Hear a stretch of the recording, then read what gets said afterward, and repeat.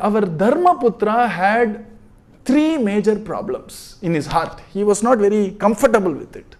The first one is, though gambling is actually allowed as a pastime for the rulers, not for others. And since gambling is allowed as a pastime for rulers, still I lost my kingdom because of gambling. And he felt a little perturbed. The second problem he had was, in spite of me following righteousness, why am I suffering and staying in the forest? And the third problem he had was, when I was supposed to support my wife, which was the general culture and thought process 5000 years back, I got back my kingdom because my wife Draupadi actually got it as a gift from the Raja. So I am leading a life which has been gifted by my wife. When I am supposed to protect her, I have been ended up protected by her. Three problems he had. And when a disciple has such a problem and really that aspirant wants a solution, somehow satsang comes in, you see. And then came all these rishis, all these sages to the forest to tell him these stories. And the first story they told was Ramayana. You said you followed dharma and you were in a forest. Arey, there was this Ramachandra Prabhu who was God himself.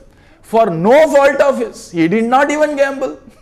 And he is the very epitome of dharma. Ramo Vigravahan Dharmaha. And in spite of him being the very epitome of dharma, he had to suffer. He had to suffer. So 14 years. At least you are 12 plus 1 only. He is 14.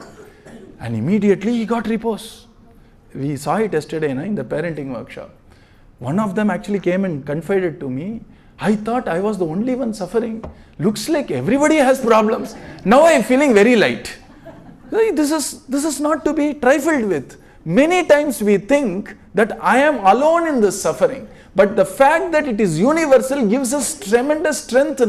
I'll give you a very extreme, very, mundane example. Suppose a child tries, flapping the hands, it's not able to fly and it's becoming very depressed, it's not able to fly. Somebody comes and tells, you cannot fly. No human can fly. The child goes, oh, is that so? Acceptance becomes easier when we realize that it is not something I am not singled out. The acceptance comes easier when we know it is universal. Acceptance comes easier when we know it is the norm. The same thing happened to me in engineering. My first semester mathematics was really horrible. I felt really sad coming out and immediately cheered up looking at the faces of all others. Then I know I am not singled out. You see, there is a power in realizing something which is universal is applicable to me. So even if I am pained, I can bear the pain and forbear the pain with kshama if I realize that it is not something happening just to me. So stories, real life stories, which show that you are not alone gives us tremendous strength to forbear. Kshama is fed by stories of people who are also in the path of struggle. And the moment Yudhishthira heard that the incarnation of divinity and at least I gambled and I am here now, I am able to accept it. Our Ramachandra Prabhu didn't even gamble and he had to spend 14 years in the forest. Ramayana gave him peace. The second story was about Nala and Damayanti. It's a long story. It's also about a Raja who actually lost his entire kingdom to a brother. And then finally he was in the forest with his wife. They really had a tough time, but he never slipped the path of dharma. Finally he again gambled and got back the kingdom. So he says, gambling and losing a kingdom, you are not alone. Somebody did it, so don't worry. And immediately said, okay, I have pramana for that. There are some things which happened in the past and I am not the one who is alone caught in this mess. And the third story is beautiful. The third story is the story of Satyavan and Savitri. One of the most inspiring tales where a power of persistence even defeated death, you see. So Savitri actually had a husband called Satyavan. She knew he is going to die within 1 year and the Lord of Death came and took off his life, and Savitri persisted, went after him, and she knew how to take care of all these Mahatmas. When you talk values, sages just love it. And the God of Death is not somebody to fear or somebody who is very scary or He is actually the very epitome of Dharma himself. He's called Dharmaraj, you see. And when Savitri told him about the various values of Satsanga, greatness of sadhus, greatness of saints, he was so happy. He said, tell me, ask me anything but your husband, any boon you want. First she asked for her in-laws to be prosperous. Then she asked her own father to have a lineage so that the kingdom has some rajas in the future. The third time she said, okay, let my in-laws have many grandchildren. And immediately Yama said, so be it. Careful Yama, who never makes a mistake. If he makes a mistake, problem na. He never makes mistake. And then he is surprised, and Savitri said, you just bless me with 100 sons, and how can I have 100 sons without Satyavan coming back? Give him back.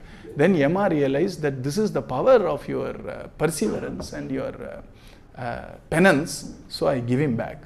And then the Rishi tells that to Yudhishthira and says, look here, there was a Raja called Satyavan who got back his life because of his wife. So why do you suffer in strife? And immediately he thought, I only got back my kingdom. There was a great Rishi Patni who got back the life of her husband and is living and breathing because of his wife. I think I am completely in repose now, Shanti. And he was able to forbear 13 years of forest life because of these stories, you see.